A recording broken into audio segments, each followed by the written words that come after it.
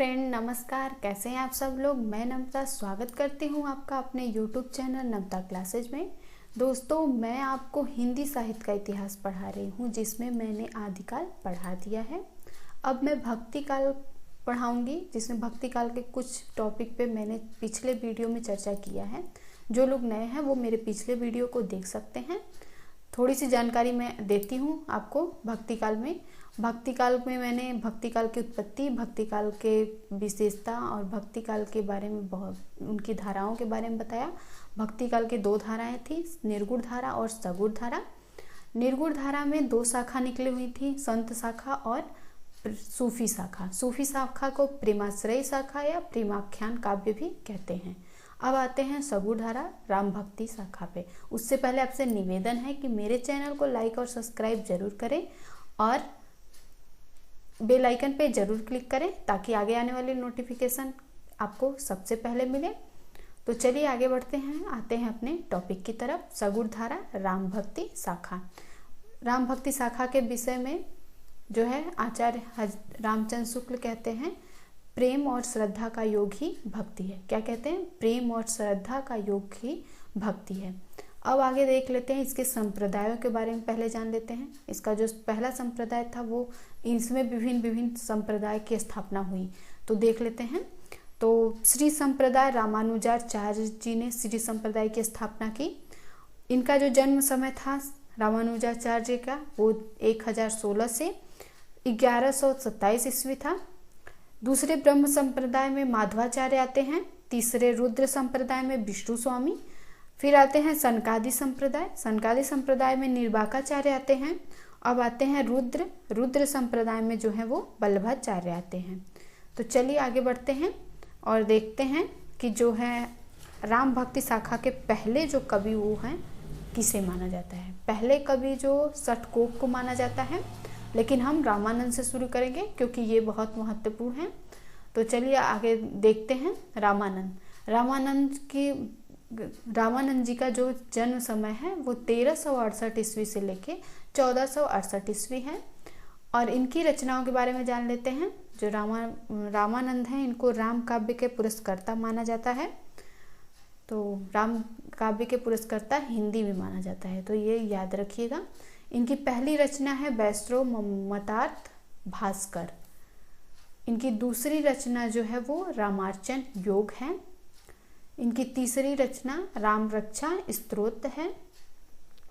चौथी रचना योग चिंतामणि है। पांचवी रचना राम कारक मंत्र है।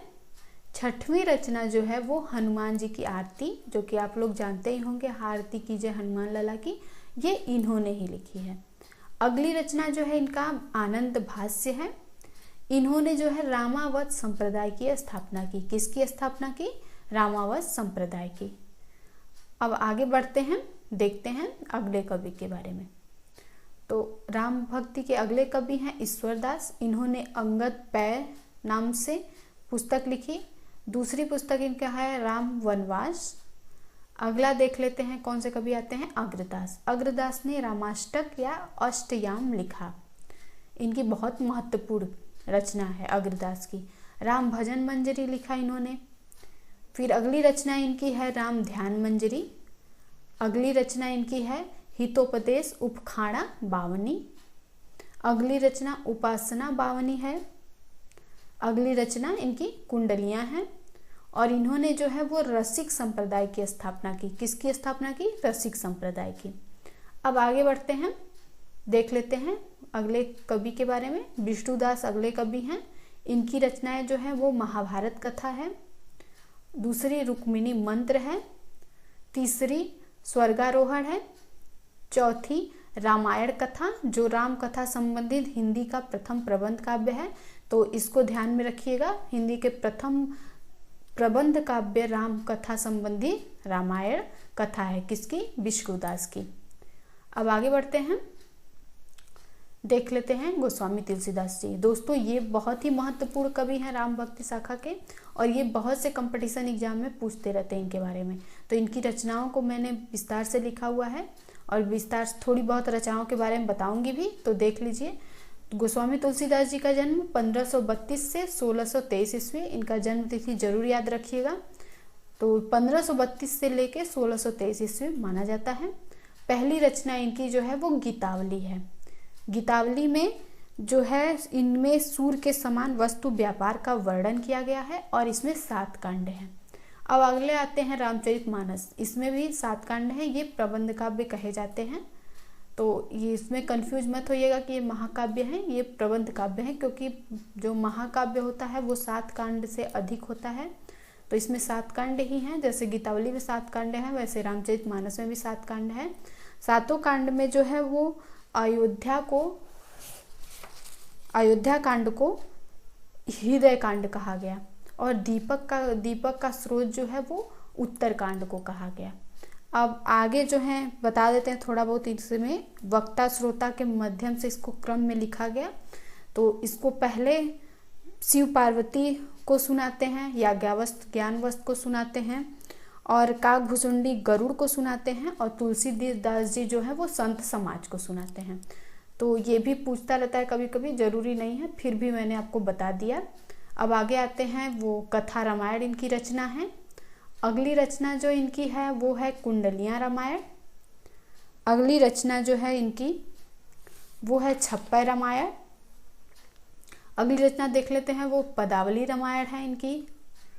तो दोस्तों उससे पहले मैं आपको बता दूं, जॉर्ज गियर्सन इनके 12 ग्रंथों का वर्णन किया और शिव श्री सेंगर ने इनकी 18 ग्रंथों का वर्णन किया और मिश्र बंधु हजारी प्रसाद द्विवेदी ने 25 ग्रंथों का वर्णन किया। तो 25 ग्रंथों का वर्णन यहाँ पे है। तो अगला ग्रंथ इनका जो है वो रोला रामायण है। आगे देखते हैं, छंदावली रामायण इनकी अगली रचना है। अगली रचना झूलना रामायण है। अगली रचना बरवै रामायण है।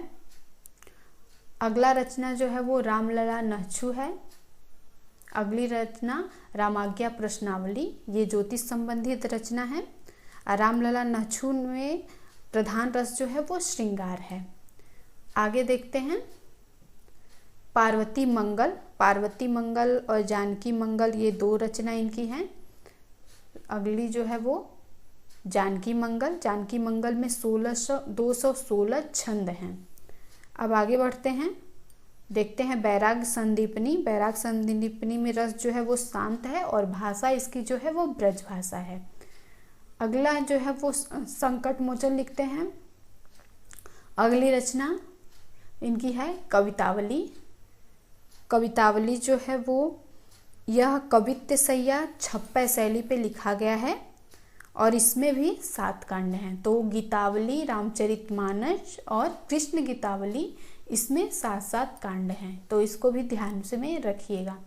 आगे बढ़ते हैं, आते हैं इसमें इन्होंने हनुमान चालीसा लिखा, जय हनुमान ज्ञान गुण सागर। आगे है राम सलाखा। अगला जो है विनय पत्रिका जो है इनकी भी, ये भी बहुत महत्वपूर्ण रचना है। और अगला जो आते हैं वो तुलसी सतसई हैं। अगली रचना है वो दोहावली है।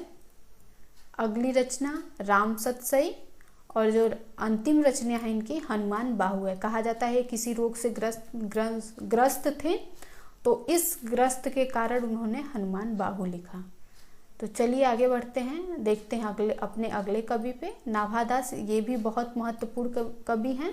इन्होंने भक्तमाल लिखा, भक्तमाल 1585 ईस्वी में।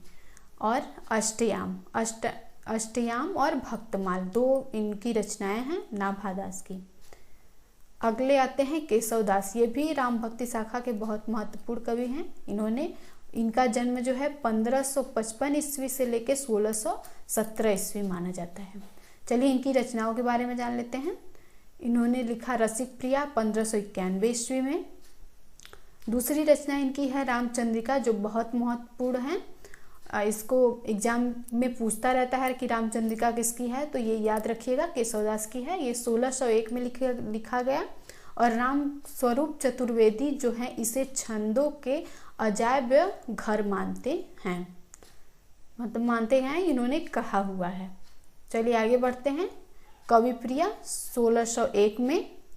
अगले कवि हैं रतन बावनी 1602 ईस्वी में। अगली जो रचना है वो है वीर सिंह देवचरित 1602 ईस्वी में, 1607 ईस्वी में। अगली रचना है वो है विज्ञान गीता 1610 ईस्वी। अगली रचना जहांगीर जस चंद्रिका 1612 ईस्वी। अगली रचना है नक्सिक, किसकी? केशवदास की। ये रचनाएं हैं और इनका लास्ट जो रचना है वो छंदमाल है। अब आगे बढ़ते हैं, देखते हैं अगले कवि पे। सेनापति, ये भी बहुत महत्वपूर्ण कवि हैं। इनका जन्म 1589 ईस्वी माना जाता है। इनकी रचना है कवित्त रत्नाकर। काव्य कल्पद्रुम दूसरी रचना है इनकी। प्राणचंद्र चौहान आते हैं, इन्होंने रामायण महानाटक लिखा 1610 ईस्वी में। अगले आते हैं माधवदास चरण, इन्होंने राम रासो लिखा 1618 ईस्वी में। अगले और दूसरी रचना इनकी है आध्यात्म रामायण 1624 ईस्वी में। अगले जो कवि हैं वो हैं हृदय राम, इन्होंने हनुमान नाटक लिखा 1623 ईस्वी में। अगले जो कवि हैं वो हैं राममल्ल पांडे, हनुमान चरित 1639 ईस्वी में लिखा इन्होंने। अगले कवि हैं नरहरि बाराहट, पौरुष से रामायण इन्होंने लिखा। अगले कवि हैं लालदास, अवध विलास 1643 ईस्वी में लिखा। अगले कवि हैं कपूर चंद्र त्रिखा, रामायण इन्होंने लिखा 1686 ईस्वी में।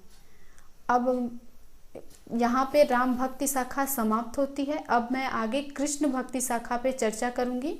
उससे पहले आपसे निवेदन है कि मुझे सपोर्ट करने के लिए प्लीज़ मेरे चैनल को लाइक और सब्सक्राइब जरूर करें और बेल आइकन पे जरूर क्लिक करें ताकि आगे आने वाले वीडियो के नोटिफिकेशन आपको सबसे पहले।